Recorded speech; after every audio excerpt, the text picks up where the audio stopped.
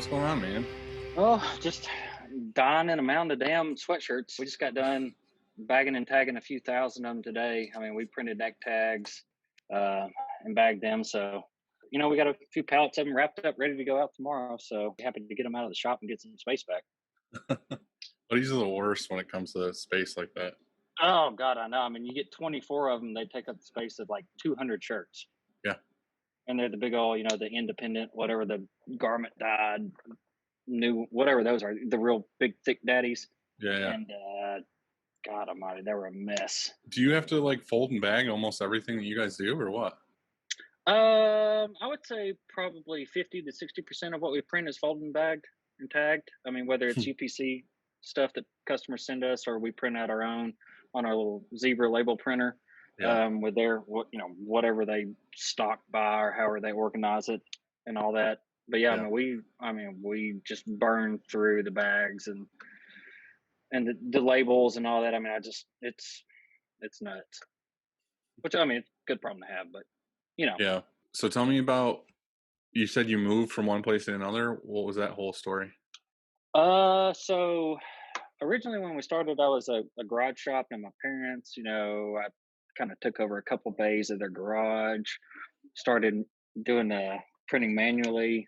I'm getting signs from my guys to the window and I can't read it. Started printing manually, a little 6-color 4-station Riley Hopkins with the crappy joystick, all that. Yeah, we had that. Made a good bit of money. Kind of took it from a hobby to an actual business, kind of by mistake. So I bought a Diamondback C, like a 6-color 8-station, in 2013. No, sorry, scratch that. 2015. Put that in the garage. We were packed in there like sardines, and it was just me. So I was, one man in it for a couple years. Clientele ended up getting really big. Saved up some money. Luckily, I had some land already purchased, and it was, literally right across the road from where I was now. Oh, really? It was on family land. Yeah. So I was able to work all day, and then if I needed to drive over, check the job site out, do whatever. And I built, like, there was nothing but trees there. So we completely wiped the trees out, built it from scratch, essentially our original, like, new shop where it was just like completely us. Outgrew that within about a year and a half, and did another year and a half in there for like big corporate factories, like all the carpet places around here would do. Yeah. And it popped up, and it's like 8,500 square foot. And it popped up, and I was like, oh, that's interesting. And we went and looked at it, and sure enough, I mean, it was just the perfect spot. So we started negotiating from about October to the beginning of January. We closed mid-January, but then we had to run all of our electrical, all of our gas, all of our air. We had to get, run all new piping. We had to get, scissor lifts and all that kind of crap for all the trades to come in and do what they needed to do. And it wasn't even finished for another 3 to 4 months after that. So we moved in, and I think had our last day of equipment installs and like setups from the move on Cinco de Mayo.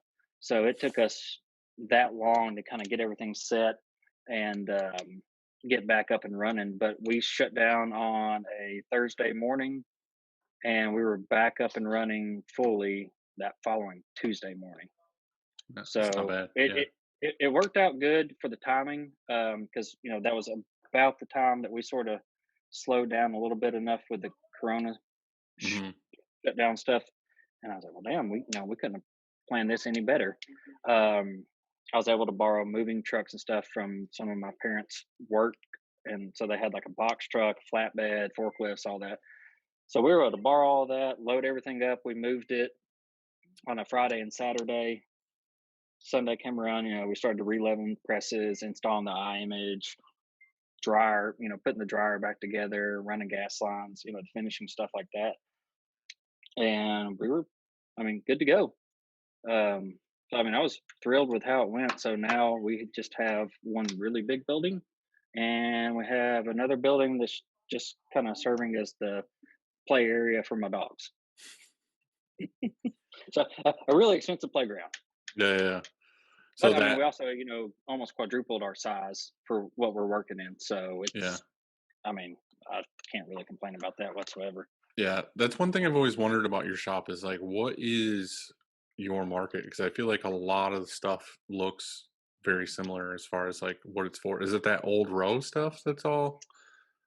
So what we started out as I started doing t-shirts when I was back in college. The fraternity scene. I was familiar with graphic design, and I kind of knew like how shirts got printed. So I was like, well, instead of paying these companies that are ripping you off, charging you $20 for a standard shirt, even though you're ordering 100 of them, I was like, I'll team up with a local printer like in the area that I was for school, and I'll do the artwork. I'll send it to them, print ready, good to go. Almost, a good contract customer is what I would consider myself from the get go. And then I just did that for a year or two, and then I had not a clothing line, but I guess I tried to start a brand. But being a poor broke college kid, also trying to make my grades and do all my events and all that stuff, it kind of petered out a little bit. But the brand itself, I was able to kind of like piggyback on top of that and start my own printing stuff. So I guess I mean I got my start definitely doing like the collegiate brand, like the Southern college frat bro kind of stuff. I guess is what That we bro. started out as. I mean, because admittedly, I mean, I was one. I guess. I mean, I guess. But then, You know full from well that you were. oh yeah, absolutely, absolutely. Just admit it I guess I now. still am. I guess I still am to some extent. Um, but yeah, I mean, we started printing, my own stuff. The chapter I was involved with, their stuff. Friends of friends kind of, grew. It was just kind of like word of mouth. So we started printing for other chapters of the same organization, or different organizations altogether. And then that kind of Did you have grew. to dive into the licensing part of all that stuff? Oh Lord, yeah, that is a nightmare. That I is feel like also one that's of the the worst reasons part why I of don't that do whole it thing. anymore. Oh yeah, yeah. I mean, used to like that was like the biggest chunk of our business was the Greek life stuff. Um, but at the same time, we didn't have the overhead that we do now. We didn't have the volume that we're doing now. So Mhm. I mean, I could do one or two jobs a day and be fine. But now, we're going through so many jobs a day, so much volume that it's the time that the Greek stuff takes as far as like the design, like dealing with the people that are in charge for the organization, like talking to the t-shirt chair or whatever that wants to change your mind every 20 minutes on what they were looking for. The licensing, like going back and forth with their national organization, their heads, like they're part of the approval process. It just got to where it's the what you would make off of it is not worth the headache, because the time it takes up, you could have pumped out 1,000, 2,000 contract prints, no problem, and you don't have to do anything other than make your screens, put it on press, and go. Mhm. Instead of doing your art, making the changes, playing email tag, going back and forth, submitting it to the licensing thing, waiting, hoping they get back to you within 2, 3, 4 business days. And then if it's like a last minute thing, you've got to pay extra for them to expedite the approval process. And it's such a pain in the ass. It's not worth it. And then you've got your quarterly filing stuff, and it's for a shop our size where we've got so much stuff outside of like the Greek life or fraternity sorority stuff. Mhm. Now it's not worth it because of all the extra work that goes into it, Mhm. and we've got so many other customers that are now just way less headache, way less work. We can just pump their stuff out, no problem, get it in and out the door, and it's like just standard operating at that point. But with the Greek stuff, there's just too many hiccups and all that, and it's just not worth it anymore. So Yeah. I mean, while I mean, I'm very happy that we did get into it, because that's kind of what helped build up where we are now, and like allowed me to build a shop and then buy another new shop and get out to that market in general. Um, I'm definitely not bashing it or hating it, but I would. Uh, there's a reason I'm not doing it anymore. Yeah. Yeah. Yeah. I remember a long time ago, like when we first started, there was a company that we worked with. It was two guys in college, and they started this clothing line called 189.7, and it was like the same thing. It was like a Greek thing or whatever. But I guess Mhm. like I can't remember what it is, like Sigma something something or whatever. Oh, wait, I Uh, think I remember seeing that. Was it SAE, like Sigma Alpha Epsilon, like purple and gold? yeah, Yep. Yep, yeah. I remember them. They basically what they did is they made cool designs for that, I guess, chapter or whatever. I don't know how that works. I never got into Mhm. that. Um, and they just sold it to like all those people who were in the same kind of chapter, like all over the US or whatever. Mhm. Um, so they would take whatever their school, they would do that and then put the school name on and sell them, be like, oh, you guys need like 200 of this for your whatever. And they would Yeah. just sell it all over the US. So like we were like really busy with their stuff for a long time until basically you ran into the licensing thing where they were like, well, I guess they were paying for the licensing, but they were having Mhm. us print it. But I don't know if they were getting anything approved. Um, Yeah.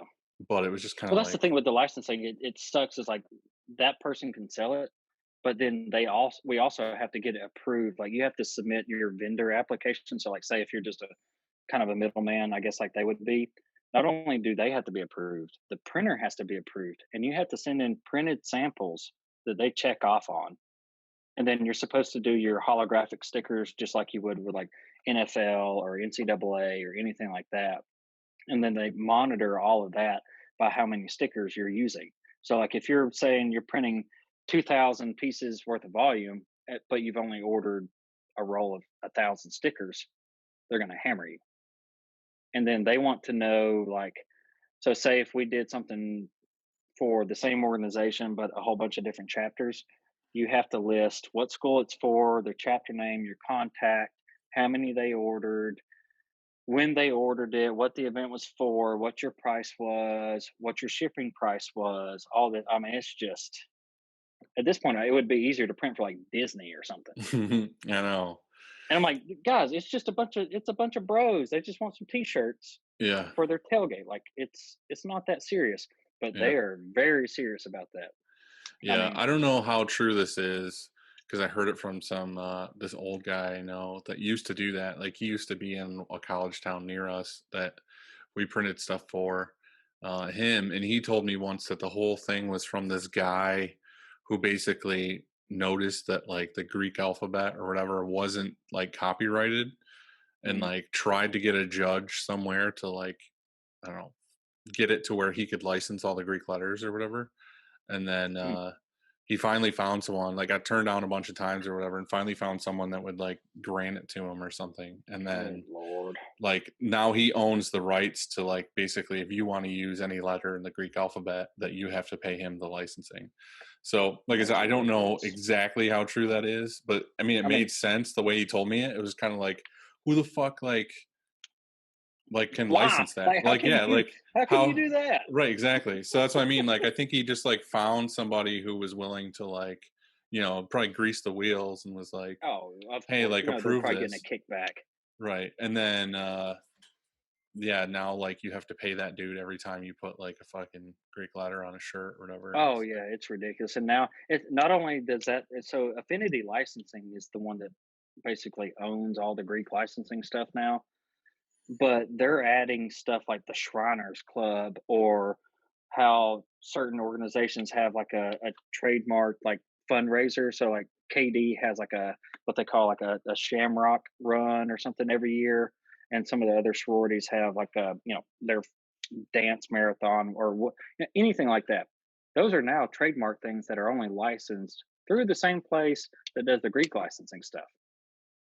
So you try to print, a 5K shirt or something for them and you don't run it through them, getting hammered. yeah. And not only are you going to get hammered, it's like they don't just want the royalties. They want whatever you sold that shirt for. So say you sold it for 18 bucks a piece. You're going to have to pay them 18 bucks a piece plus their royalty on top of that. And they are just ruthless. Yeah.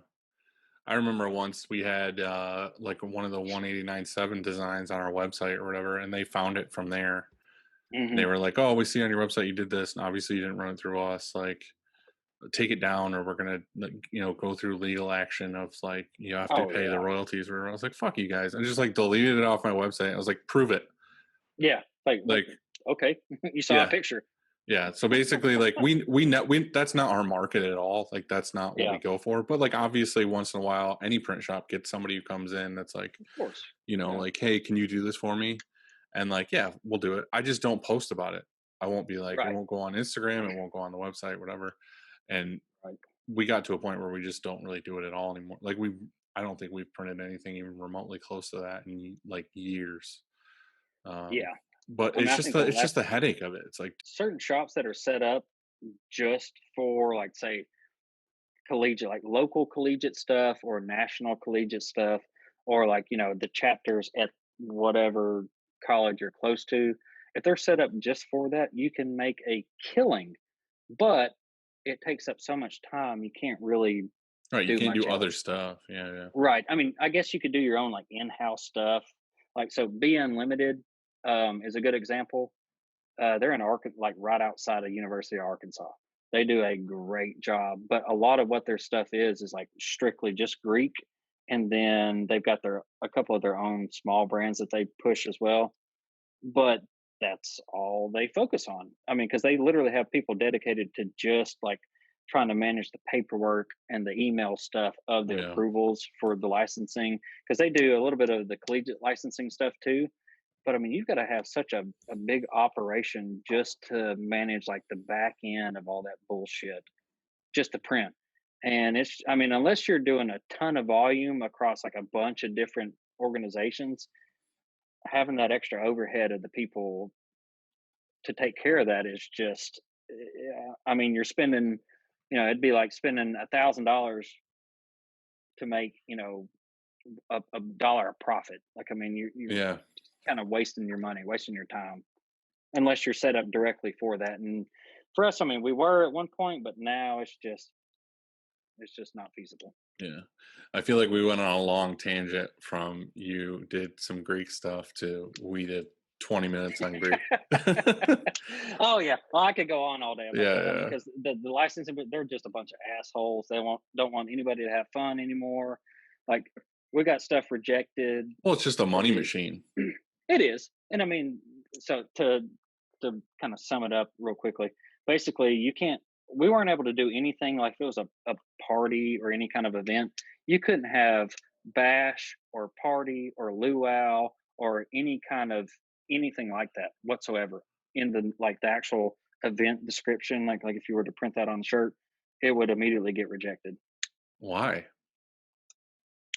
They just deemed it as unbecoming to the licensing agreement image bullshit, whatever. I mean, basically it's Yeah. just like a bunch of political bullshit is what it boils Yeah. down to. Yeah, Like I yeah. mean, even some of the big like southern chapters like Kappa Alpha Order, SAE, Sigma Chi, like all the ones that have like Magnolia Ball or the Old South Ball or something like that, you just can't even print that name anymore. Like anything that has any kind of like southern or heritage style imagery or Right, right. naming to it, immediately just like their nationals nixed it and everything. Like it's just a big no no now.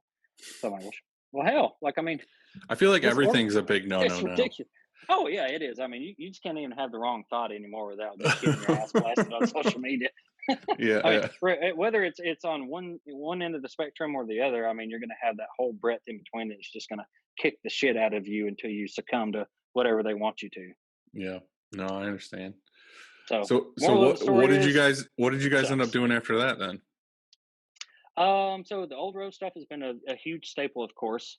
And we've kind of been with them from the start. We kind of helped set up the merch stuff from the get go and started, So just kind of feeding them the signs. what is Old Row? Is it just like a like an apparel company? So Old Row started out as kind of a like a Twitter, Instagram account ish, sort of documenting like the southeastern collegiate fraternity culture, which Yeah. we were obviously involved in at the time. Um, I followed them for a while, and funny enough, like I actually before I got my first automatic, like I had broken my leg in December of 2013, And so Hopefully I doing was, something awesome. well, I was playing flag football intramurally. So Super yes, but bro no. of you. Oh yeah, yeah, of course. But it was also right before Christmas, so and it was right before finals. Um, so basically, we were on turf. I was wearing grass cleats, and we were playing on turf. So I zigged, and my foot zagged. Not great. Yeah. So anyway, I had a lot of time on the couch to work up some designs, do graphics stuff for them. You know, make Twitter, blah blah, blah, you know, profile pictures, whatever. Send them a design. They're like, "Yeah, that looks awesome." I was like, "Well, you know, I could print them for you." He's like, "Okay, well, we'll put them up for sale." And that was back when Tilt was still around. It's kind of like the crowdfunding version for like T-shirts and events, like the original one. Yeah. So we started throwing some stuff up on Tilt, um, and they're like, "Well, you know, could you ship them out for us?" I was like, "Sure, why not?" I mean, at the time, I didn't really know how I was going to do it, but it was one of those like, "Yeah, I'll do it," and then kind Yeah, of you always figure say it out yes along and the way. figure it out. Yeah, yeah. Absolutely. So, you know, here I am with a broken leg, you know, fulfilling 300 shirt orders by myself. Like I'm sitting in my living room, folding them all up by hand, like printing off shipping labels and packing them. And the living room's full of nothing but, you know, just like the little poly mailers just Mhm. stacked to the damn top of the couch. And we just did that for a couple years, and like every new shirt we released, it just got bigger and bigger and bigger and bigger and bigger. And eventually, we had one order that came in. And I was like, "Damn!" It's like I got to stop doing this by hand. Like I need an auto. And luckily, I was able to go to the ISS show in Nashville back in 2015 or whenever it They was. don't even have an ISS in Nashville anymore, do they? Nope, no, they cut it out a couple years ago. I think actually when I bought mine, I guess it was the year before they canceled it or just stopped doing it there. So it's, I guess, you know, 3, 4 years ago. Either way, so went there, bought it. Had really no idea what to expect. I was like, well, you know, we're growing. My hands hurt, my elbows hurt, everything hurts because I'm printing 1,000 shirts by hand, front and back, and then also, you know, folding, bagging, tagging, fulfilling, doing all that crap. I was like, it sucks. So we just kind of helped grow them. Like they grew exponentially on the social media side because that was kind of in the heyday of all that, you know, that kind of culture stuff growing really big before the political correctness stuff kicked in. And it was just like gangbusters. I mean, it just blew up, and we were right alongside of them. I mean, it went great. I mean, they grew enough to where um, Barstool Sports ended up buying them out. Oh, And that's really? been, yeah, I mean, that's been, I guess, 3 years ago, maybe three and a half. They bought out the stake in them and got it even bigger. And I mean, they're just it's a massive, massive operation now. So you still do all the printing for that then? I don't do all of it. I do like whatever artwork we create for them. Like we kind of hold the rights to print it all. So Um, are you guys actually creating that artwork that's like the, like hashy looking colored pencil style? yeah, yep, yep. I've got a couple of my artists in here that they do all the artwork. And it's kind of like that's our deal. It's like if we do the artwork for it and y'all like it, we get to print it for however long y'all want to keep ordering it. Yeah. So I mean, all the like the country looking stuff, the skeletons, like over the years that we've worked together, we've kind of created like a feel and a like a brand identity of what the artwork looks like No, across, 100 yeah, everything. 100% because that's what drew me to you guys in the first place was that style artwork, and I was like, "Man, it's really cool." And I always wondered like if you guys were making it or if it was coming from somebody else. Yeah, yeah. I mean, so we're doing it here, and then I mean that's kind of that was always our deal. It's like either we print it or they don't get it. Like that was it. It's like until Well, y'all it's a like come good and foothold to have, you know what I mean? oh yeah, absolutely. I mean, until they want to come and like buy me out or like say, hey, all we want you to do is just print our stuff. We don't want you printing anybody else's stuff. We just want you to print everything. Like that's the deal. And I mean, it's worked out great. I mean, when Barstool bought their stake in Old Row, it was more or less like a he's coming with us whether you like it or not sort of deal. And I mean, it's been great. I mean, I can't complain whatsoever. They keep us busy as hell. and we get to do some really cool stuff. It's awesome being in the area where we are because like that's the target demographic is like the whole Yeah. southeast Yeah. Yeah. where we are, like the college towns, SEC, the beach towns, yada yada yada. I mean, being able to go out on vacation and go shop around and like find our stuff in stores is, I mean, it's really cool. Yeah. I feel like every printer I talk to that has that opportunity where basically they print something that ends up in some kind of like bigger retail store. I feel like it's a benchmark, like it's a goal for Oh everybody yeah. that's like, hell yeah, like I saw something in stores or whatever, and it's just like super cool to have that. Can't remember Oh yeah. oh, it was Zach Shuda I was talking to. He Hmm. designs a ton of stuff for like Nike and all this other stuff. Yep. He said he was at like I don't know if it was like Dick's Sporting Goods or wherever it was, but he walked in and there was like a whole display of like everything he designed basically for Nike, and he showed his kids. He's like, "Hey, you're like I fucking made this," and I did this. they were just like, "I don't give a shit," and they like kept It's like, all walking. right, cool story, Dad. Like, let's go get a bike. I know, but like that's so amazing. Like for us, we Oh see yeah, shit for like us, that, and it's great. it's just like, oh hell yeah! Like It's like I've arrived. yeah, and I'll be sitting here just in the middle of the week, and somebody is on vacation somewhere, and they'll send me a picture like, "Hey, is this one of your things?" I'm like, "Yeah." It's like, "Where the hell are you?" It's island in the Bahamas, and they're wearing some kind of country shirt that we did or something like that. I'm like, Yeah, that's at first I was like, "Holy shit, that is awesome!" And now, I mean, it's happened, and that's where I'm like, that, that's yeah, still pretty damn cool, but it's not the first time. yeah, yeah. So you guys have a fucking stake in Comfort Colors yet, or what? Shit, I wish we did. I'd probably be retired by now. But I think we're definitely keeping them in business. My sales rep is very happy with them. Yeah, yeah, I guess so. It's funny because I always hit you up when I have like a Comfort Color or a bagging issue. No, they're Uh, a nightmare, but we've kind of grown to figure it out along the I way. really like the actual shirt, but like Mhm. I feel like anytime we get anybody who wants it, they want it relabeled, and I'm like, oh, please no. Yeah, I mean, when people request that, I'm like, okay, we can do it, but you're still going to have some tidbits of your tag hanging out. It's like they're not removable. Like they make them that way on It literally purpose. takes like 10 times longer to do a Comfort Colors tag than it does to do Oh anything yeah, else. Because not yeah, only do you have to cut it, but it's not like an old Bella tag or whatever before they were tear out. You could do it in like yeah. one easy cut. You know what I mean? You'd be like, No, oh, it's like clip. It's like, yeah, it's like sawing it because they're across. this damn wide Right. instead of a little skinny And tag. they're like 10 times as thick. And then when you Yes. get done cutting it, it's like a confetti bomb went off and there's just like Yep. fucking threads everywhere. Yep. And it's just like, oh, I don't want to do it. And the funny thing is, I had that when I hit you up there about it. I had that one customer who was really like, but I really like the shirt. I really want to keep it. Can I pay extra like to keep using these? And I was just like Like you can, but I'm not gonna be happy about it, I I guess. tried to tell you no. Like this was my way of telling you stop fucking ordering these. Yeah. Because there's, They I get mean, the asshole tax. yeah, there's other things. And speaking of asshole tax, like I want to get your take on this. I guess we were talking about.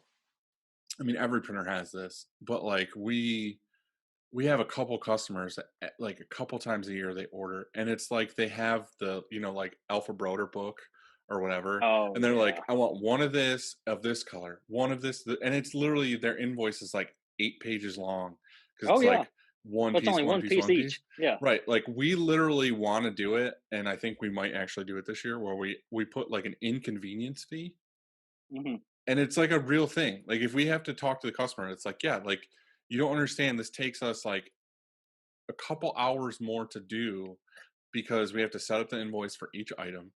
And then Yep. when I order it, I have to order each item. And then when he counts it in, he has to go through every single I feel item. bad for that guy counting it in too. I'm like, Right. I see it coming. I'm like, look, I'm sorry. You're gonna Right. hate your life for about an hour, but here's what you got.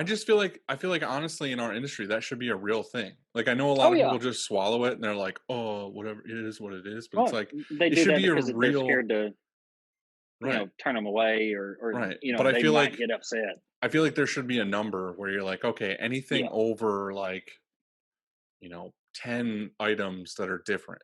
Like you get Yeah. charged a 15-cent per piece or something inconvenience fee. And it's like, Yeah. I would gladly tell the customer and be like, hey, like, because those customers too, like they're good customers, like they order stuff, but it's Hmm. like I would love to get them into the direction of like, hey, maybe your design looks good on just like one brand and like maybe two or three colors. Like, stop Yeah, being a dick and ordering. Like, yeah, they literally have like a staff of like 50 people and they just pass the book around. They're like, what size and what anything out of this book you want, we'll get you. And it's just like, yeah. I want to stab you in the face. Just like, It's like, oh, stop. Johnny, you want the $70 jacket? Yeah, we can put that on a jacket. Susie, what do you want? I want Yeah. the $2 T-shirt. Yeah. It's like, what? And they're all different blends and they're all different Oh yeah. things. It's like, It's like, why can't you print the same image on a white shirt as you can a black shirt at the same price? It's like, well, that's not how it works. yeah. I know we're bitching right now, but still, it's just like it's a thing. It's Oh, like it's ridiculous. I don't know. It's just hard. Like I can easily do it to somebody now that comes to us that's just like um, a fresh customer or whatever. I can just Right. guide them into being like, hey, maybe don't do this.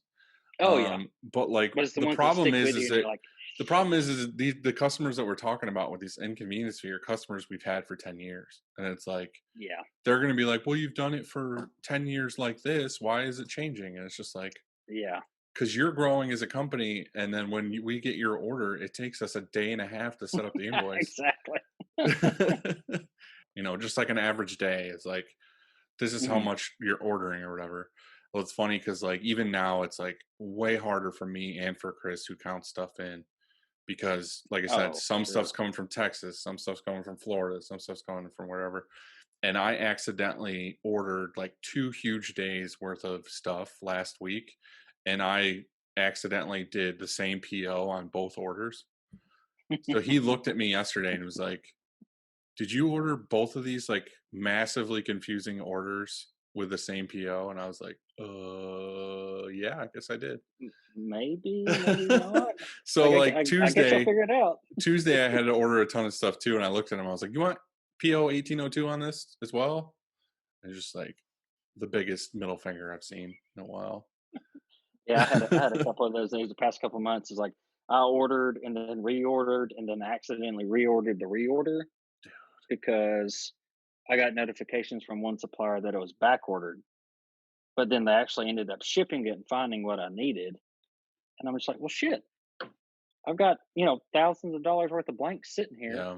that I don't need. I mean, luckily, more orders came in where I could use them. But for the Right, right. time being, I was like, I got all these shirts taking up space, boxes. My guys counting it in are confused as hell. They don't know what's going on. Yeah. Dude, I'm I'm like, well, hell, I don't know what's so going on. and the other printers that listen to this are gonna be like, "Oh my god, like, you can return those or whatever." But, like, Yeah, it's not worth it. I am so guilty of, like, ordering way more shit than I need. Like, Chris does that to me all the time. He comes in, he's like, there was an order for, like, charcoal shirts or whatever, and it would have been, like, 40, 30, 20, 10 or something, but, instead of, like, the 10, I accidentally added a 0 when I ordered, and I ordered, like, 100. Oh shit. And he's like, "Hey, there's like, 90 extra larges out here." Yep. And I'm just like, "Oh." And then I look at it, I'm like, "Oh, we'll end up using those." And then what Yeah. happens? They sit in 3 boxes Yep. in the warehouse, and then they just collect dust, and then Yep. eventually you get more and more and more. So we make a lot of like Upstate, like, shop shirts that, like, we give away and people buy and whatever else. And a lot of times it's on that shit where it's just like, "Hey, I've got, thousands of dollars of stuff sitting here. Like, let's just print something on it." Yep. But actually a couple weeks ago, we got to the point where we're starting to do more fulfillment stuff, and we had some Hmm. racks that were just full of old stock stuff, like stuff I've had for like 4 years, like just Yeah. racks full of like shirts. And I actually hit up all the local schools, like in our hometown or whatever, like the high Oh, school, the nice. middle That's, school, yeah, that's whatever. good. Good And I idea. just like, hey, can I like donate these to like the nurse for like that kid who like fucking throws up on his shirt? Like, Yeah. and he can come in and just grab like a brand new shirt. And the thing Yeah. is, we ended up coming in with a couple friends and like went through everything and like sorted it by size and everything. And we were like, this is like a lot of money in shirts. Oh yeah. And I was just like, you know what?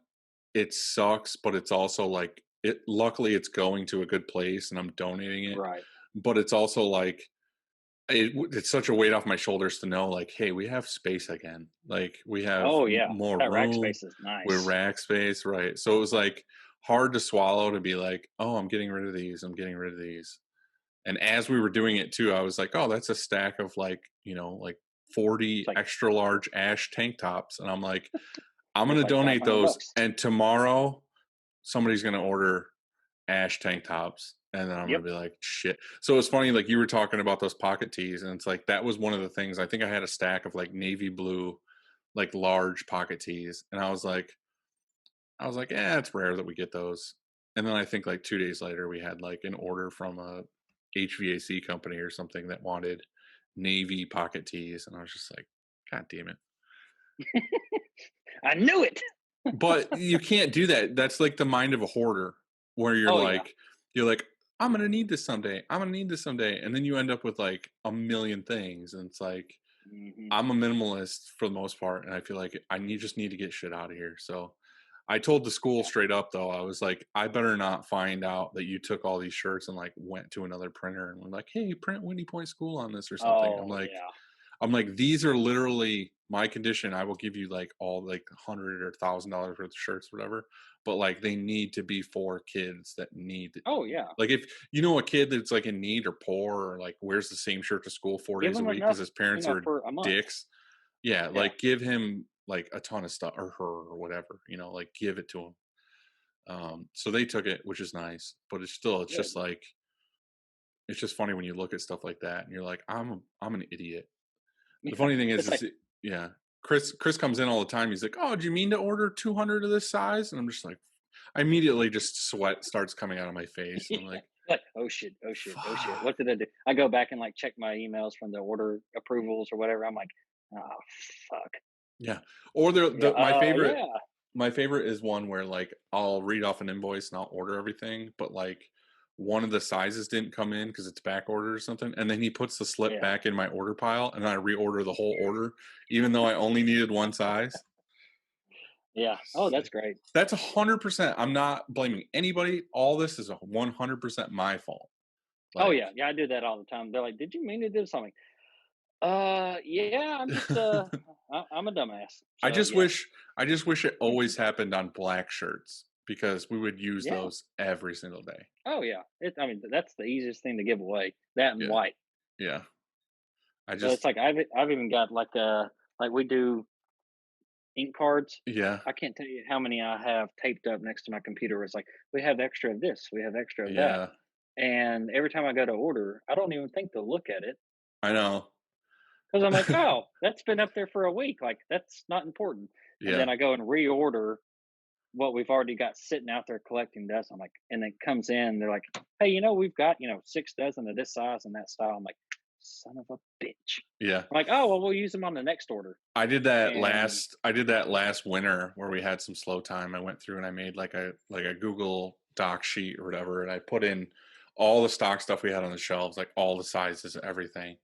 And I just never well, I think there was like a week where I was like checking it. I was like, "Oh yeah, I yeah, could use this. I could use this." And then after that first week, I was like, "I got time for this shit. Like, I got to order." yeah, And then it's more yeah, of a pain in the ass than it's worth. yeah. So that's what I mean. It was easy enough to just be like, "I'm getting them out of here." Yep. Whatever. I am guilty. I did keep like 10 boxes worth of stuff, but it's stuff I know we can like I don't know, like 300 safety orange teas. I'm like, Yeah, I you're know we're always gonna going to sell use that. those or black teas or whatever. Like I kept all that stuff and I was like, I know I'm gonna sell this at some point.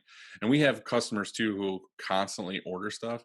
So I think what I'm gonna Mhm. do is I'm gonna have one of the girls go through and like give me quantities and I'm just gonna email that customer and be like, I'll give you these shirts for like $2 a piece. Like Yeah, oh yeah, just for use sure. these colors and we'll take them from our stock and then like get them out of here. But Yep. anything that was random, like three of this or two of this or whatever, like I just donated the whole thing. Yeah, it's not worth trying to even keep track of it, or No, it's more of a pain in the ass than anything. yeah. So what's your guys' breakdown of like contract versus like direct to customer?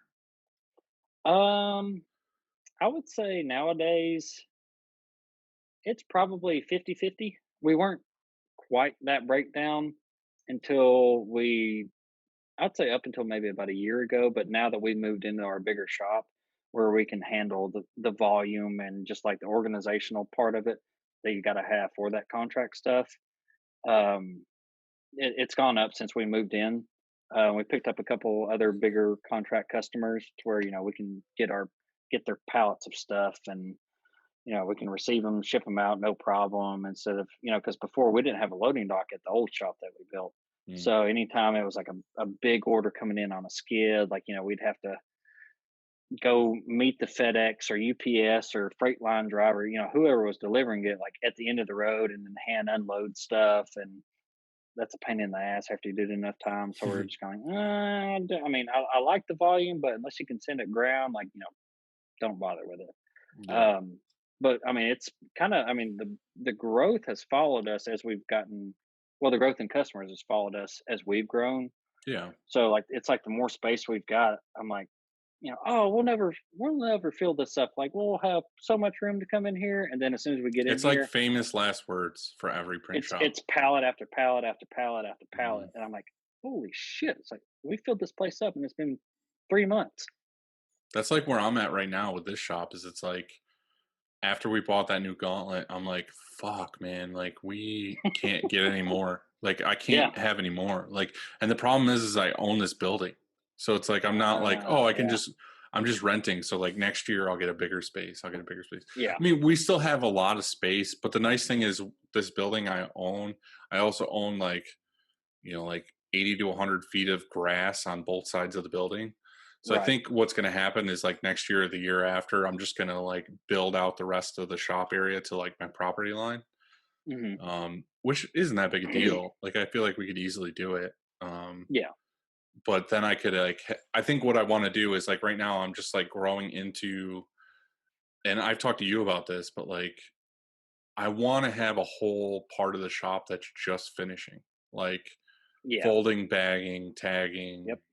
And right now it's kind of spread out because like we've obviously got like the round presses and the dryer. I feel like at the Hmm. ends of where the presses are is like, oh, here's where we can put like a rapid tag. Here's where we can put like, Yeah.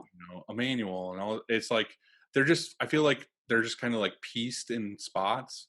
It'd be nice Hmm. if there was like a whole department that was just like, that nice flow of like printed goods go here and then they get tagged and then they get bagged and then it's like the oval Yep. and then like out to shipping and receiving. So Yeah. I feel That's like kind of how we set up the new shop for us. Is like, luckily with the space we've got our dryers in the middle. We got both presses, yeah, or well, actually it'd be the other way. So we got finished goods coming down, and then we go right from the end of the dryer to the folder, bagger, tagger, right, whatever, and then stationed at the dock for pickup, or UPS, freight line, whatever. yeah, And that's probably been one of the nicest, biggest things for us, is because we can stage blanks on one whole side of the right, building, and right, then we'll just put them on carts, cart them over for whether they get front prints or back prints, or like, backs and pockets. By the time it comes off the dryer, we're good to go ahead and box up and, get it out of the way. yeah, So, I mean, that for us, that was the biggest, like, that's probably the nicest change. I mean, outside of the extra space, just kind of move around and not be on top of mhm, each other.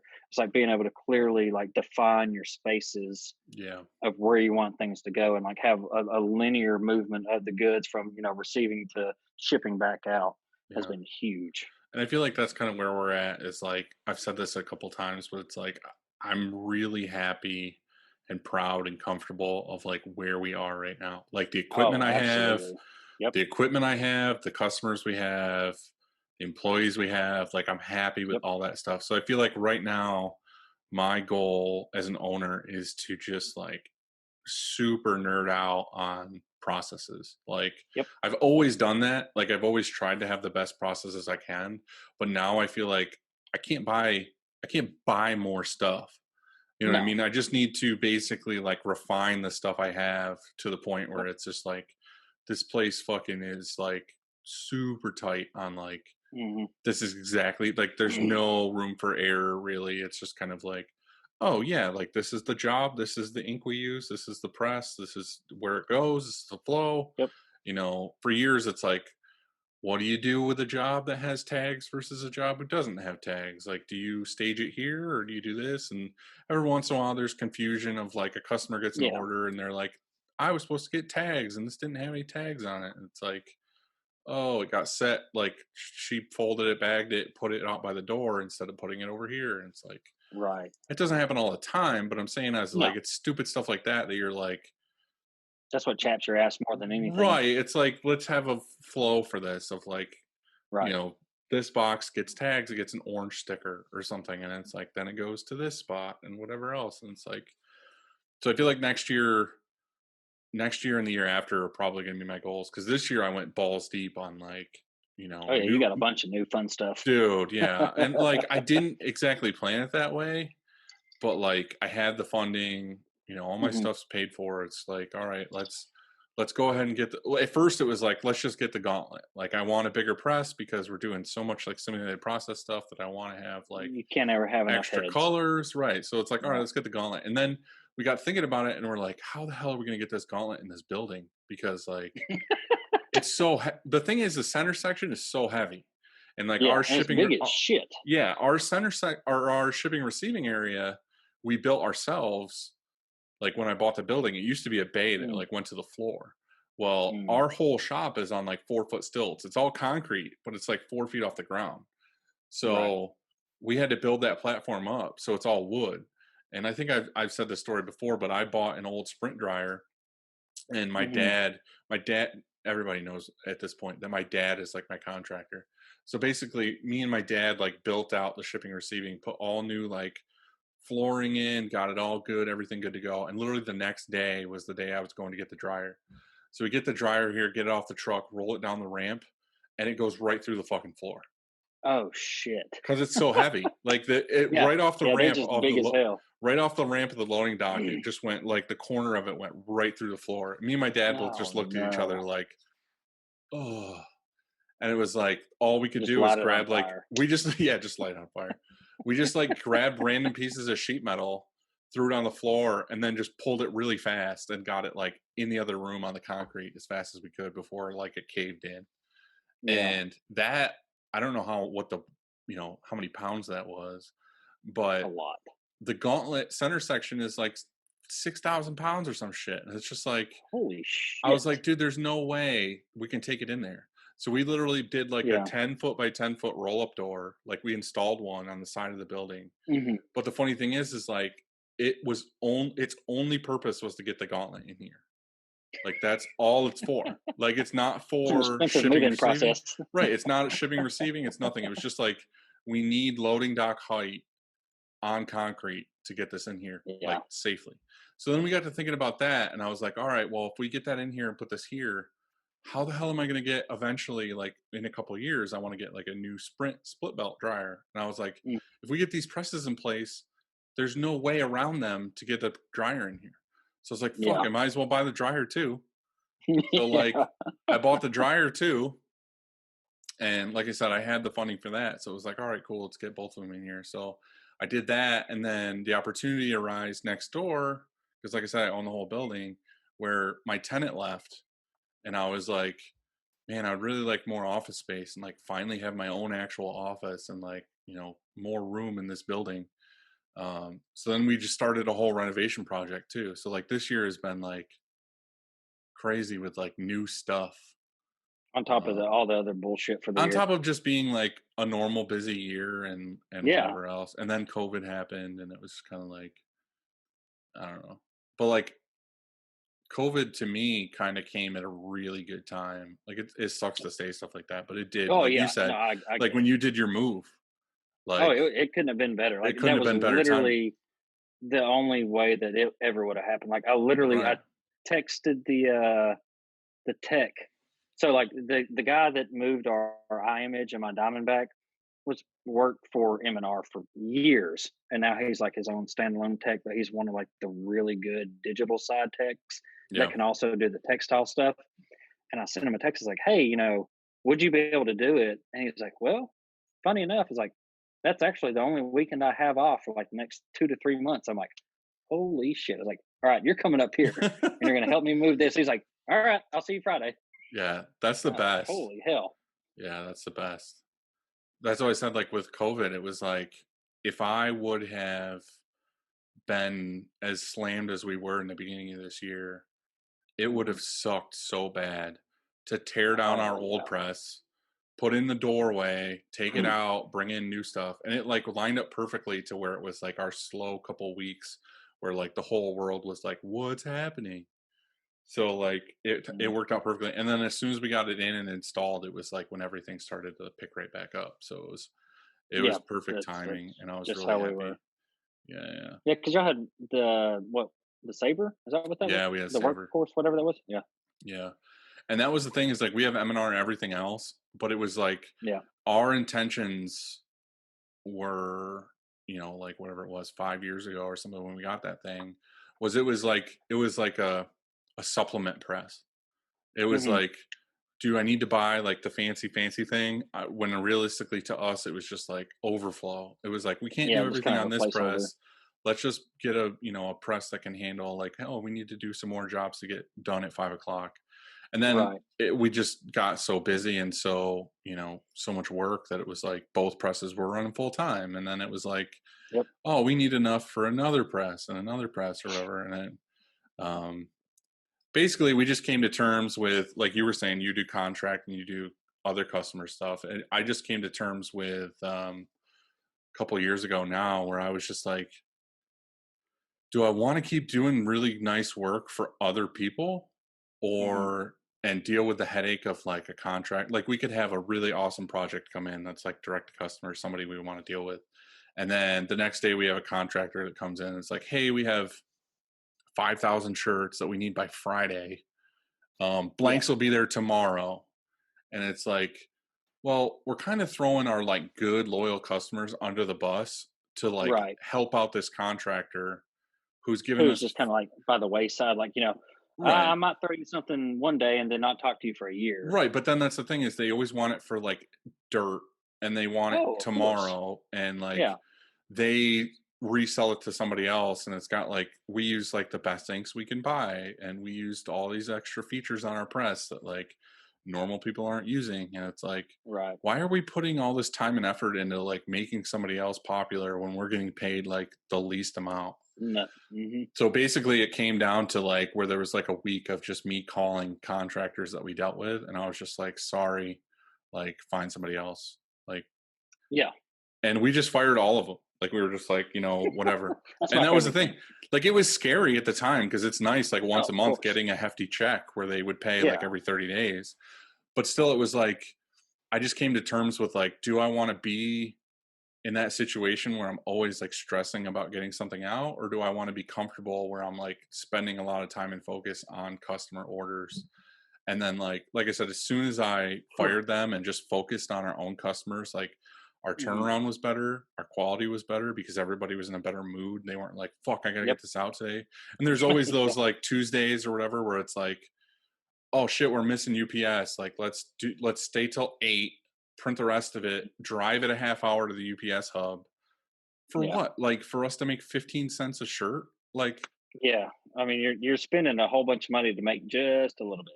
right. So it's like, why not leave at 5 o'clock and be like happy that we did some really badass art today for a customer who's happy and knows it's from us and knows, Yep. we took the time on it. And then just like from then on, it snowballed of people being like, oh, these guys do great work. These guys do great work. And then it's just like, now, like I couldn't take on contractor if I wanted to. It'd be like, Yeah. oh, like I'd have to literally buy like two more presses if I was going to do somebody else's work. It's just not going to happen. Yeah, and that's like with us. I think the thing we never started like so when I had that small automatic and I was just in my parents' garage and everything, it's like I'd never even thought to do contract work because I'm like, well, I'm tight on space, I'm tight on time, like I'm the only person doing it. It's like there's no way. So then when we moved into the new shop, I was like, okay, I'll take on a little bit more because we got the space, we got the people now. And my pricing for contract stuff was still never cheap. Like, I mean, I had plenty. I can't tell you how many times I had people hit me up like, "Oh, we need a new contract printer," and I'd send them my pricing list and then just never hear back from them. But Like, that's the oh, thing. okay, That's the thing I feel like is super important is like you need to set the price. Like oh, I feel like absolutely. I feel like there's a Like, what lot of is your worth? places, right? There's a lot of places out there that are just like if you want to work with us, here's our price list. And it's like fucking pennies. And it's like, Yeah.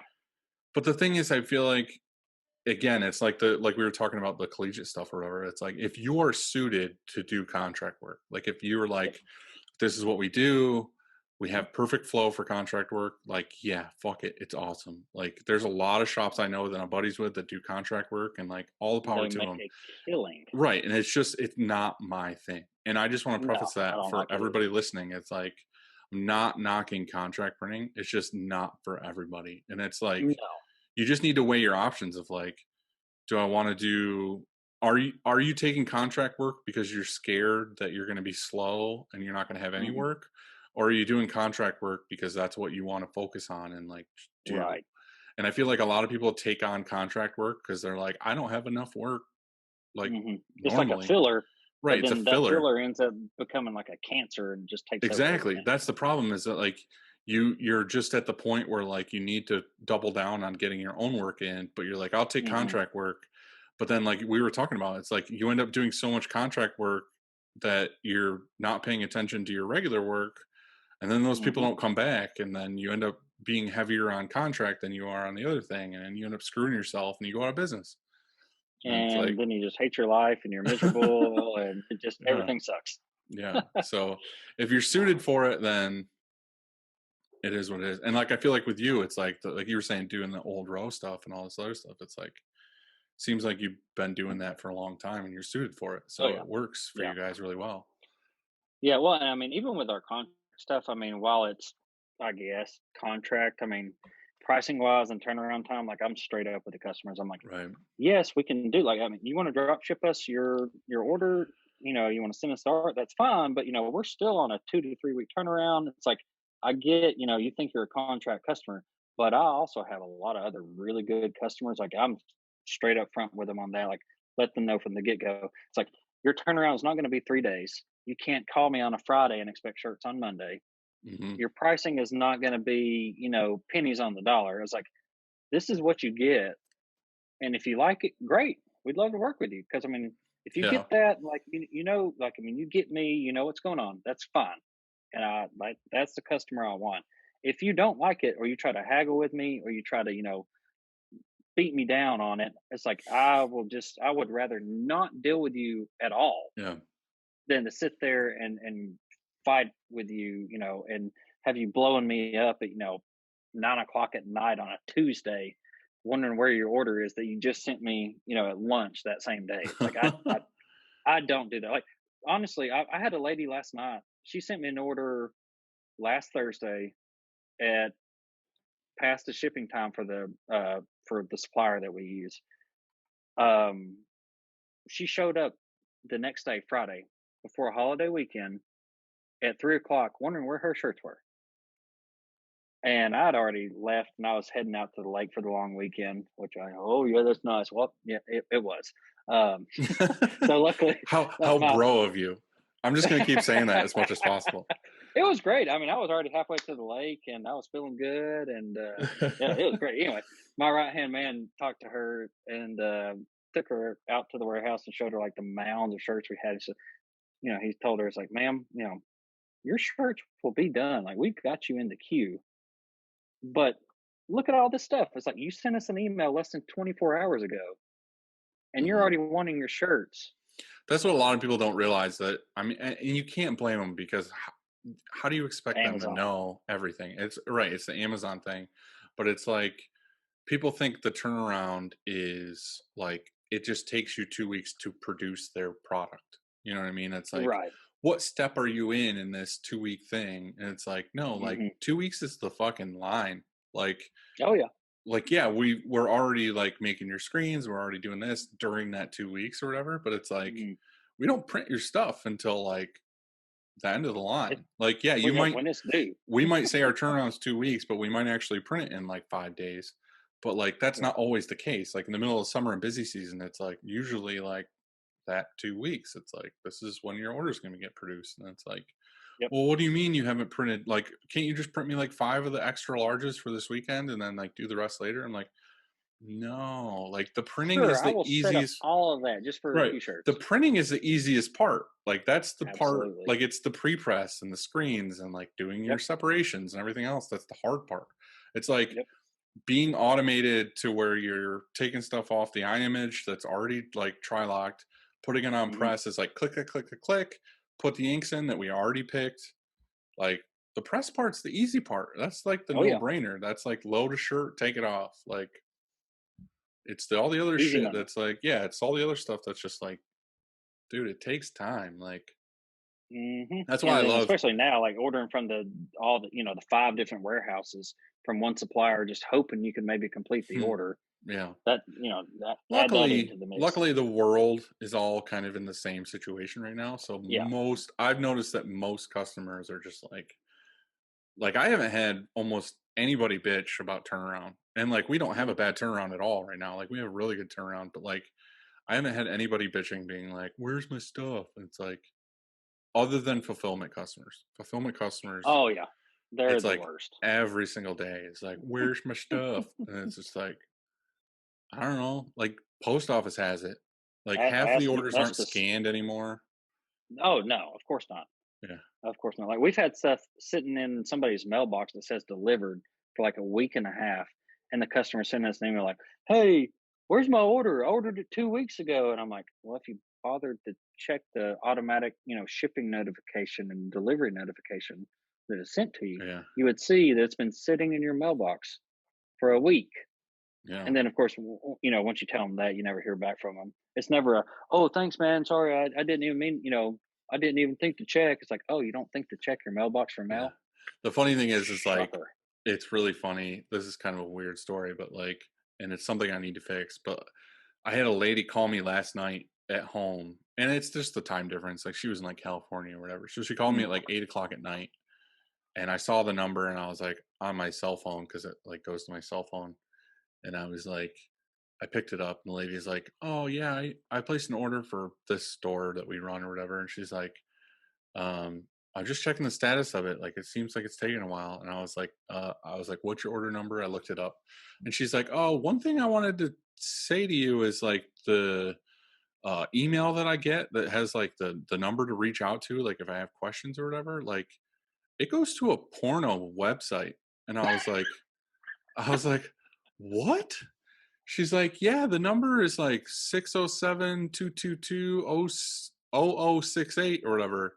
And my cell phone, or the shop number that it's supposed to go to, is 0668. So like it's just a typo on my part. Mm, But the actual number that I accidentally messed up is a porno site.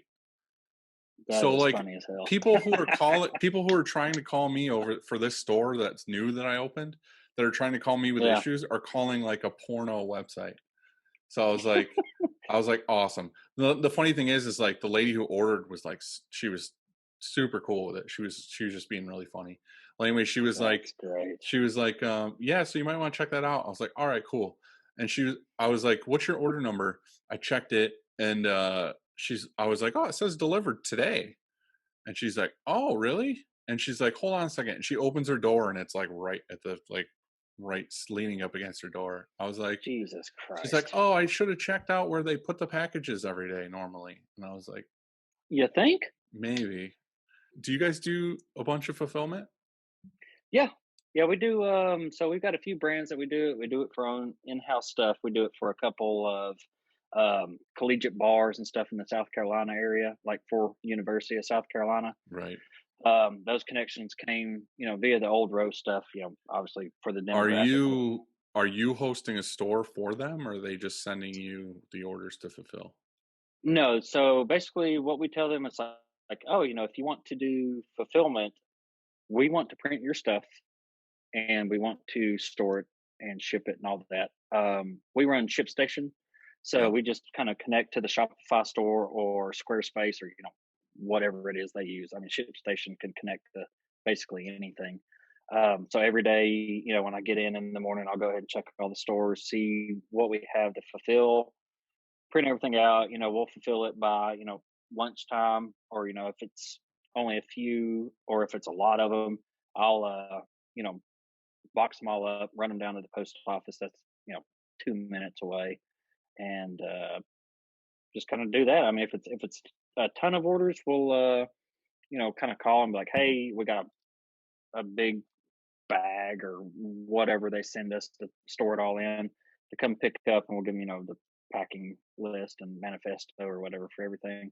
Um, so I mean, we do a lot of it. Now that we got the space, we'll probably start doing a lot more, really pushing it because we've got more rack space. We've got So that thousands of was square that feet to was put my it in. question, and I've kind of like dove into. It's not really COVID related. It just kind of happened to be around the same time, but like I've toyed with fulfillment over the past 10 years. Like we used to do mostly bands and we had a website where we did online stores for bands and all that back Mhm. then. And it was just one of those things like we kind of got out of the band market.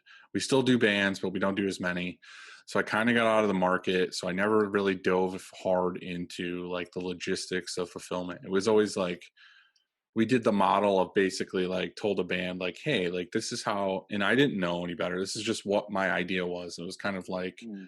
all right, you order 100 shirts, like pay for a normal 100 shirt order or whatever you're going to get. Mhm. And then like, we'll send 50 to you for you to sell on the road or whatever. And we'll warehouse 50. And then like, when somebody orders online, we'll fulfill that order. We'll do the whole thing for you. And then whatever. So that's what we did back then. And then like slowly I've been trying to get into it more. And then like at the end of last year, I was like, all right, I'm going to start like getting into this more and more. So I've basically been doing it slowly, but I have some really big customers that like are doing it now and it's working out Mhm. good.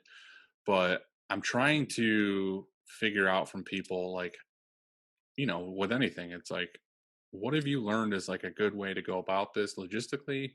And what have you learned is like a bad way to go about this logistically? So the way I'm doing it now is basically kind of like a pre-sale method, but like not Mhm. really. Cause like I'm really picky and choosy about who we're doing fulfillment for. Like I'm not doing it for everybody. Oh yeah.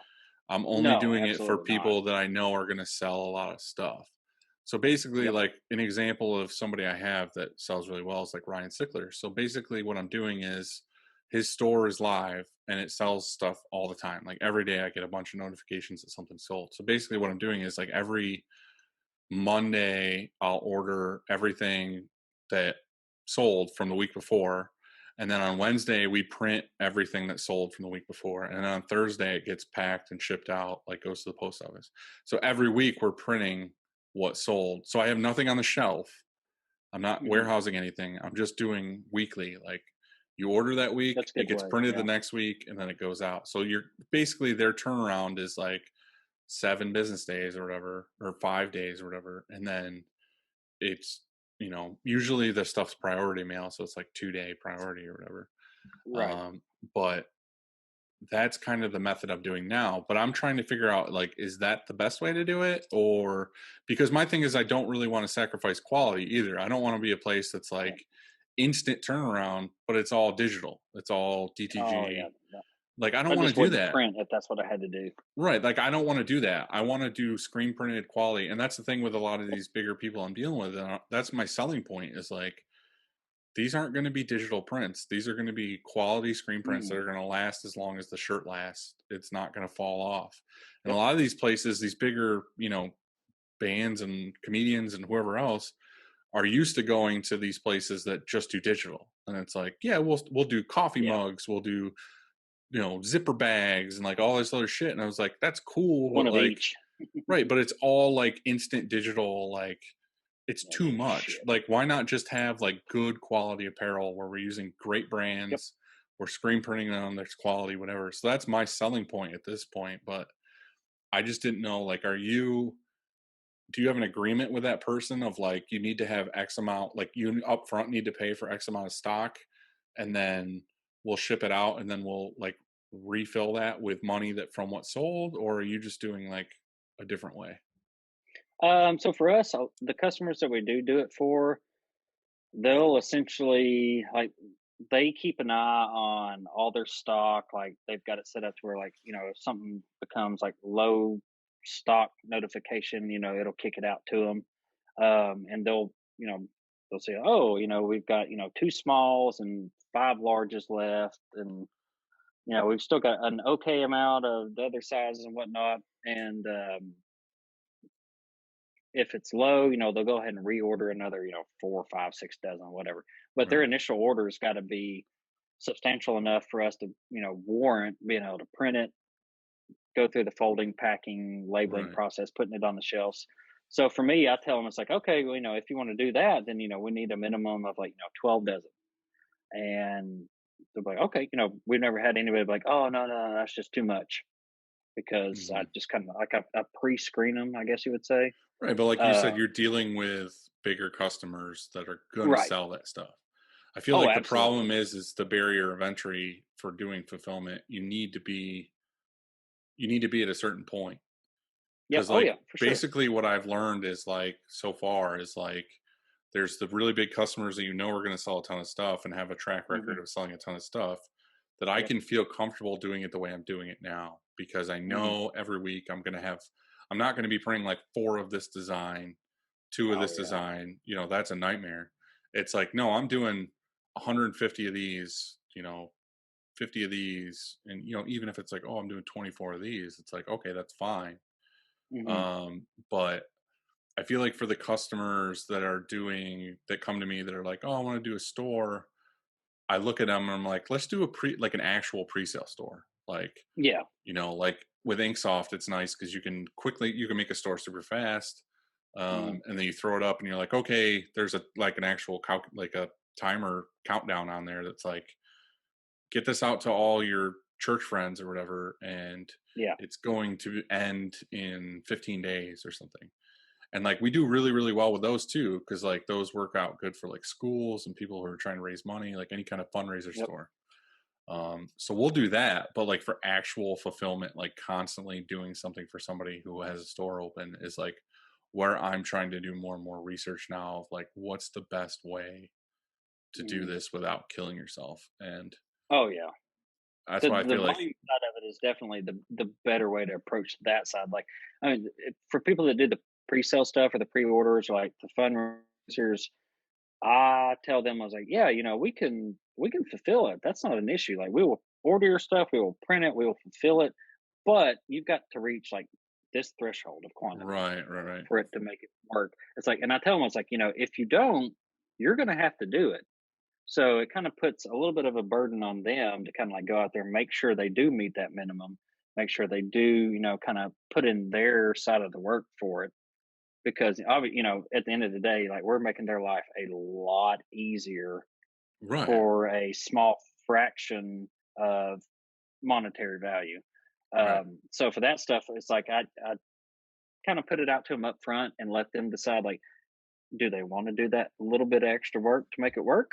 Or do they just kind of want to be lazy and not do it, and then they just don't get anything printed? Mhm. So for the pre-order stuff, like that, definitely, I mean, it works for me.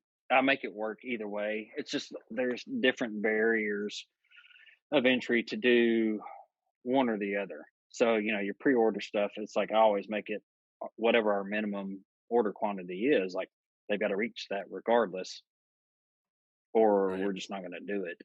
And Yeah. then the bigger companies, of course, the bigger orders, it's like we tell them, it's like, okay, well, we got to have our minimum. Like, oh yeah, that's no problem, and then they end up ordering, 100 over what the minimum is anyway. So I'm like, oh darn, more shirts to print. Yeah. Yeah, like I said, it's kind of newish to me. I feel like everybody's getting into it now just because of the COVID stuff, which is cool. Like it's Hmm. it's it's good, but like I just want to make sure I'm doing it efficiently. I don't want to do it to where I'm burning Right. myself out and I'm doing. I think what I need to do is like you said, I need to just like I think I'm gonna write up like a really good set of guidelines for somebody before they get into a Hmm. store because I feel like that's where I'm slipping now. Is like I approve somebody who I think's going to sell really well, and then they don't ever Hmm. push it. They don't whatever, and then I'm kind of like stuck with Yeah. what I'm doing because I had no contract or guidelines of like if you don't sell this many, the store closes at this time, or like if you don't sell this item, you Right. have to sell at least this many items in order for whatever. Um, I feel like I just need to do that. I need to make luckily, like I said, I only have a few stores that I run right now, and they're all doing really Mhm. awesome. And they're for people again where I'm like stoked to be working with.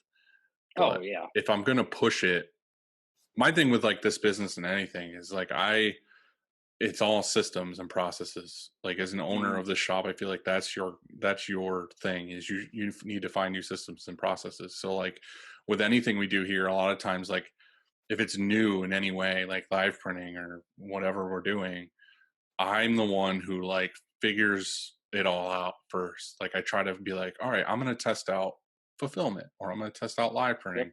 And like I'm the one like I figure it all out. And then at that point, once I think I have it all fully figured out, I'll hire a new employee or I'll hand it off to somebody here and be like, you're in charge of this now. And then It's like, you know what I here, mean? I've done all the work for you. Now, Well, kind it's of not even do, all the you know, work. It's just like you got it to where it's an actual business model.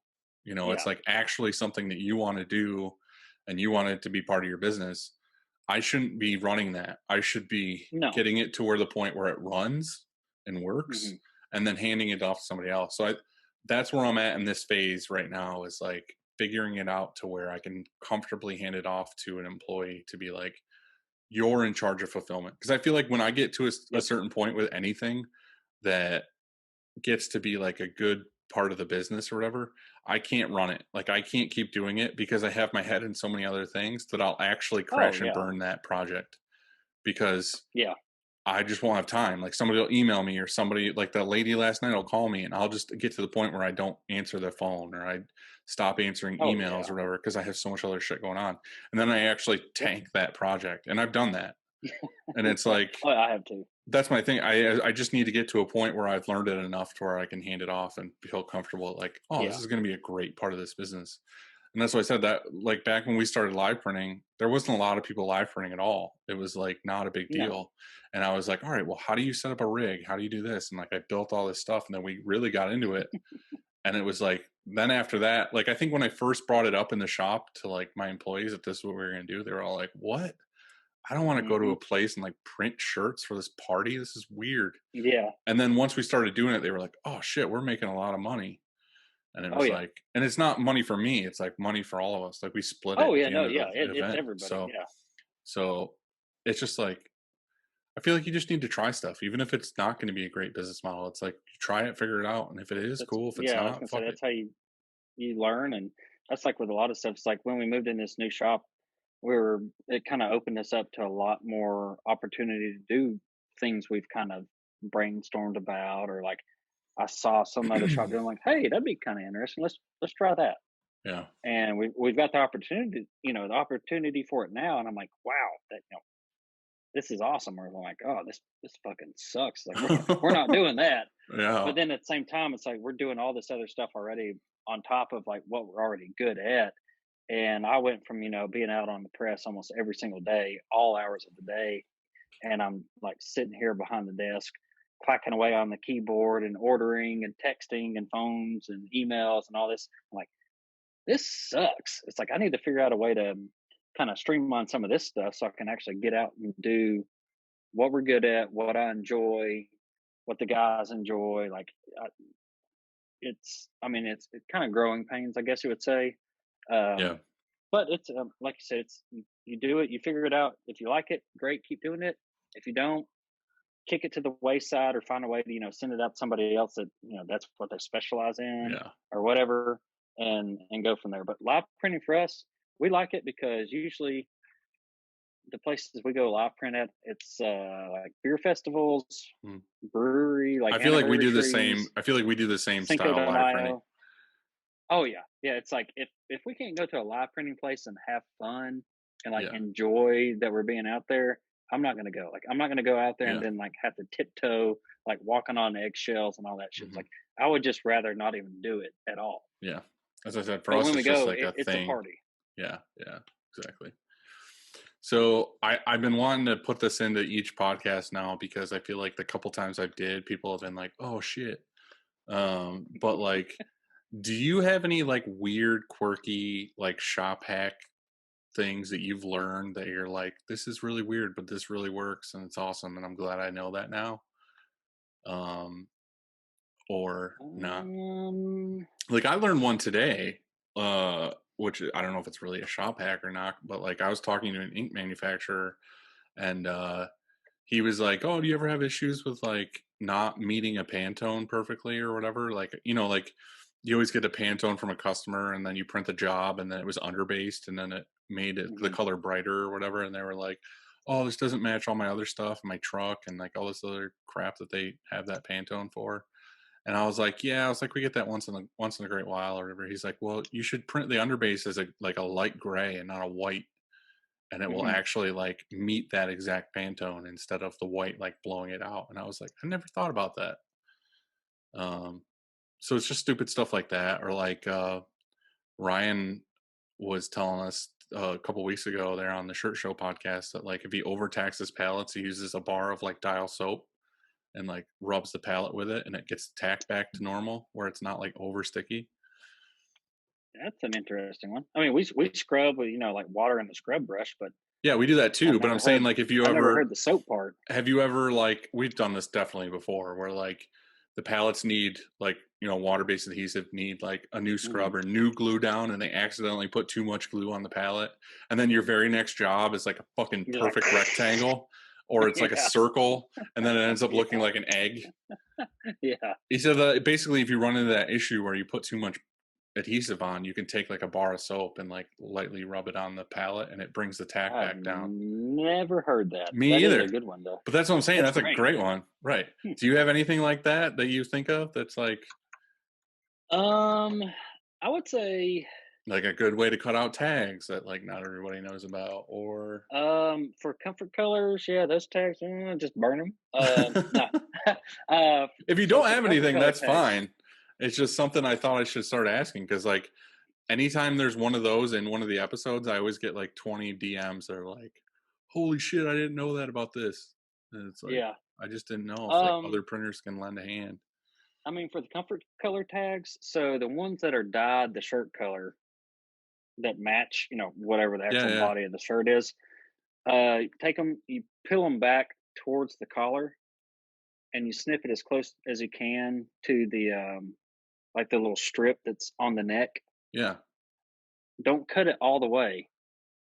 Leave a little bit, enough, like a little, so most of it's hanging off, so Yeah. it looks like this, and then you can take that bottom part that's still attached, and you can snap it right out of Like, the slide seam. it through the What? seam.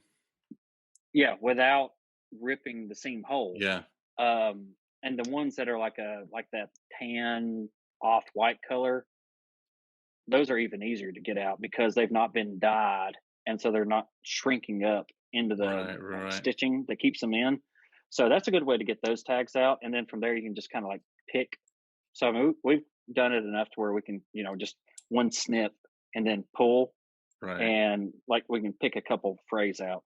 I've So, seen I've seen a video of somebody a long time ago do that where they basically I don't remember what brand of shirt, it might have been Gildan or something, where they cut it like 98% of the way yep. and just to where it was because the tag goes up all the way and then the actual thread that goes through to hold it on is like here instead of like Hmm. right at the very top.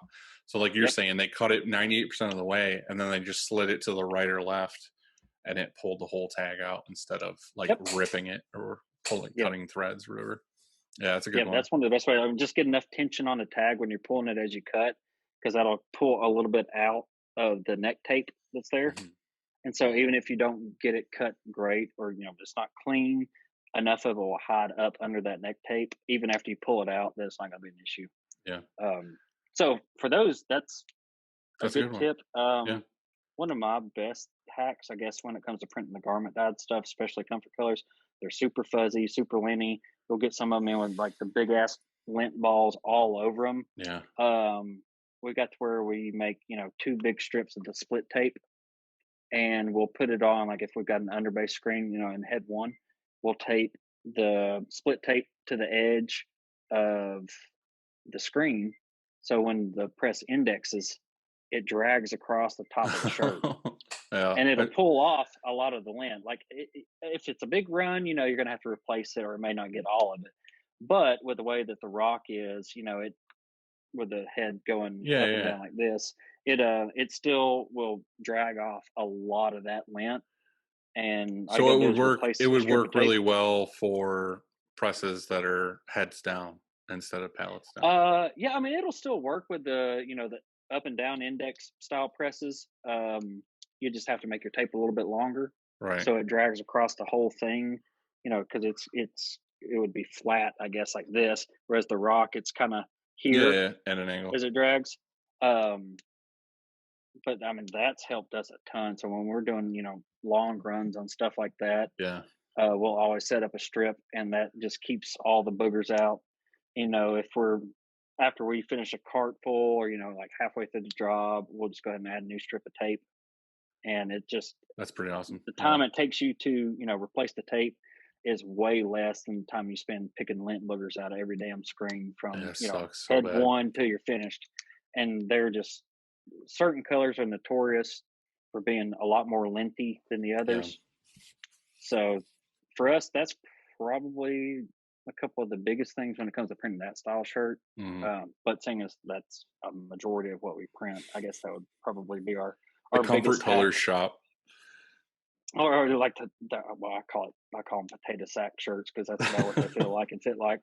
I personally don't really ever wear any of them because I think it's hot as shit, and the humidity down here is like 95% Yeah. all year long. I know. I lived in Georgia for a little while. Oh, yeah, I yeah, that's hated right, it. that's right. It sucks. It is awful. Even in the winter, it's Not awful. to rag on where you live. No, Um, it sucks. I admit it. well, You just kind of grow accustomed I to it. lived in Marietta, so That's like right about outside of 45 minutes Atlanta. away. Yeah. Yeah, it's not any better. It's Yeah, just as no. bad down there. Dude. Well, I'm a thick dude and I'm from New York. So when I moved down there, I was just like, "Holy hell. What did I do?" It's like, I mean, My I've been in favorite the thing about being from upstate New York to moving down there was the one time I noticed it like snowed there, and then through all iced. the housing developments you see like leaf and mud snowmen that are like Oh a yeah. foot tall. Oh yeah. They got to make do with what they get. I mean, we get maybe one good snow every 3 to 4 years, and that's it. Yeah. But yeah, it is a different breed of people down here for sure. Like, I mean, Yeah. I've been in air conditioning for an hour and a half, and I'm still sweating. Yeah. So Yeah. it's great, I know. great, Georgia's great. I can't do the heat, dude. I can't. Well, for me, it was the heat. Honestly, like, no joke. For me, it was the heat. And it was just like where I was living, I couldn't get away without like having to drive a Oh yeah, ways to be in nature. Like, it was just yeah, like strip mall after strip mall after strip mall. yep, It was just like, yeah. Marietta sucks. dude, I don't want it. And where we ended up living was in Marietta Square, which was really nice. Like, I Oh really yeah, liked that's a that great area. place. We were in a loft right on the corner of Marietta Square.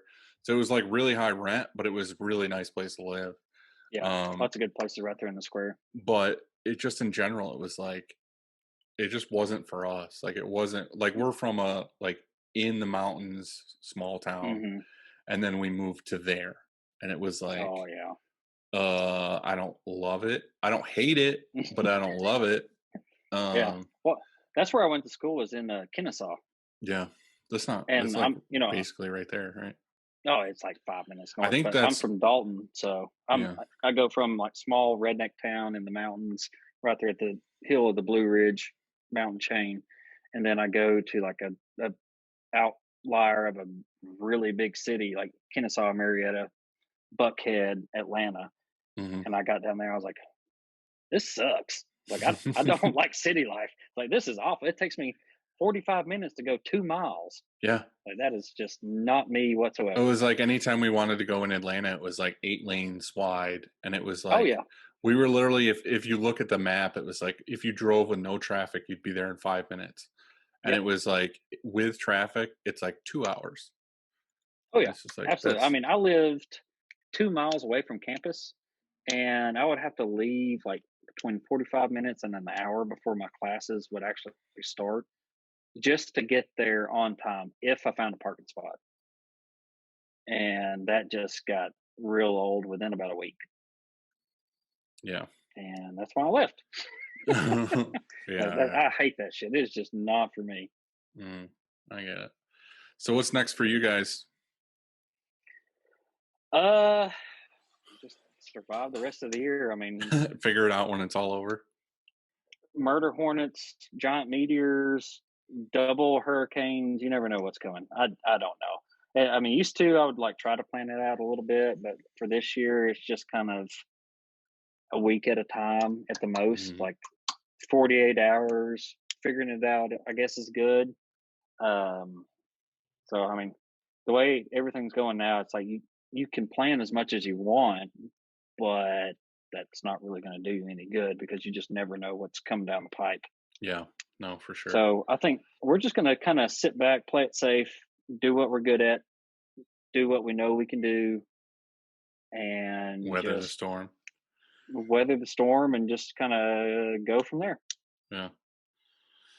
Well, thanks, dude, for doing this with me. Yeah, for It sure. was It was good. awesome. Yeah. No, I appreciate it. I'm gonna go hop on my motorcycle and go eat steaks. So, Cool. I'm going to go head to the house and pour me about a gallon sized Jim Beam and Coke. So, and then pass out. yep. And then do it all again tomorrow. Yep. That's my favorite. I always say like, "Oh, what are you gonna do?" It's like, "Oh, I'm gonna go home, go to bed, wait for tomorrow." Yep. It's just like it's the And do, ultimate like, "Fuck this day. yeah. Let's start over tomorrow." Yeah. It's like all the guys, when they leave, they're like, we'll see you tomorrow. I was like, well, I guess as long as the place doesn't burn down. It's like, I'll be here if it doesn't. It's a good way to look at it. All Yeah. right, dude. Have a good night. I'll see you later. All right. See ya. See ya.